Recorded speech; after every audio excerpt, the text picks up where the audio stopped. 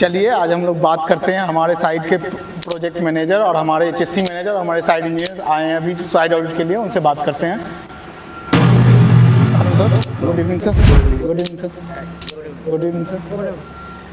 Sir अभी mainly हमको बात करना था कि हम लोग जो नाइट वर्क करते हैं उसमें लाइटिंग अरेंजमेंट कैसा होना चाहिए हमारे साइट पे। देखो, लाइटिंग अरेंजमेंट साइट के ऊपर जो अपना कंस्ट्रक्शन साइट चल रहा है, चाहे ब्राउनफील्ड हो या फिर ग्रीनफील्ड प्रोजेक्ट हो, तो जनरल लाइटिंग अरेंजमेंट 100 लॉक्स के ऊपर हम लोग कंसीडर करते हैं।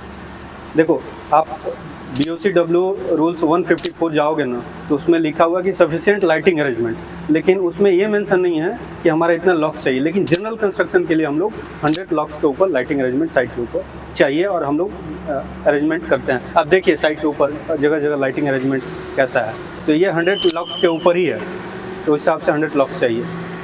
अभी सर वर्कर सेफ्टीज़ और उसके पीपीईज के रिगार्डिंग उस क्या क्या हमको प्रोवाइड करना चाहिए।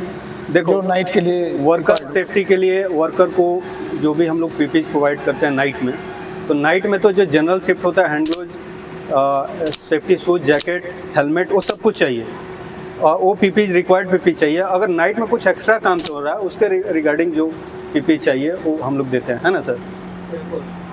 और वेलफेयर फैसिलिटीज़ या वर्कर को अपना कंफर्ट के लिए क्या क्या हमको प्रोवाइड करना है नाइट के रिगार्डिंग।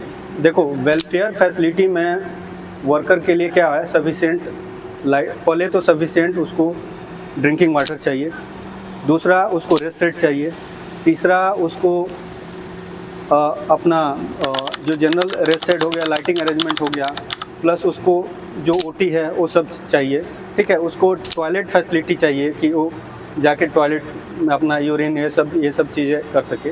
तो ये जो 2-3 है वेलफेयर फैसिलिटी में, ये सब तो मस्ट है, वो चाहिए।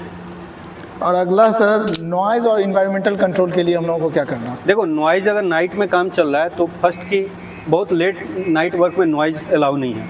अगर नॉइज़ है तो उसमें जनरली हम लोग कंसिडर क्या करेंगे कि ईयर प्लग, ईयर मफ देने के लिए, और बहुत बड़ा हेवी नॉइज़ है तो उसको एरिया कॉर्डन ऑफ करना पड़ेगा, ये नॉइज़ प्रोटेक्शन के लिए, है ना।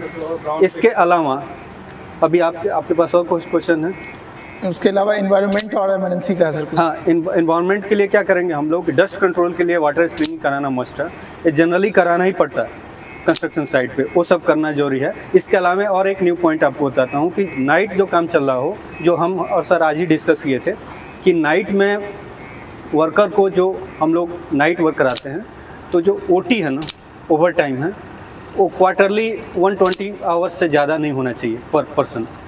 तो इसी हिसाब से हमको अगर नाइट में अगर हम ओटी दे रहे हैं ओवर टाइम, तो 120 आवर्स से ज़्यादा क्वार्टरली 3 महीने में नहीं होना चाहिए। एक अरेंजमेंट है। दूसरा कि जो रूल्स रेगुलेशन है सेफ्टी गाइडलाइन के हिसाब से वही होना चाहिए। और सर अगला एक और क्वेश्चन था हमारा, इमरजेंसी कुछ ऐसा होता है सिचुएशन साइट पे, तो उसके लिए नाइट में क्या कंट्रोल है। हाँ, ये बहुत बढ़िया क्वेश्चन। देखो, इमरजेंसी होता है ना, साइट के ऊपर कोई इमरजेंसी होता है तो सबसे पहले आपके पास अगर नाइट वर्क कर रहे हैं या डे कर रहे हैं, इमरजेंसी प्रिपेयर्डनेस होना चाहिए, जैसे एम्बुलेंस फैसिलिटी, है ना सर। दूसरा आपका फर्स्ट एडर का फैसिलिटी चाहिए, जो फर्स्ट एडर होना चाहिए।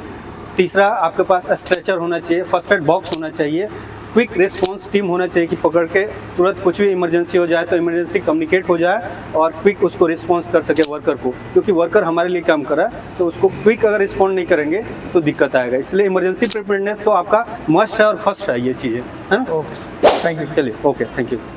Thank you.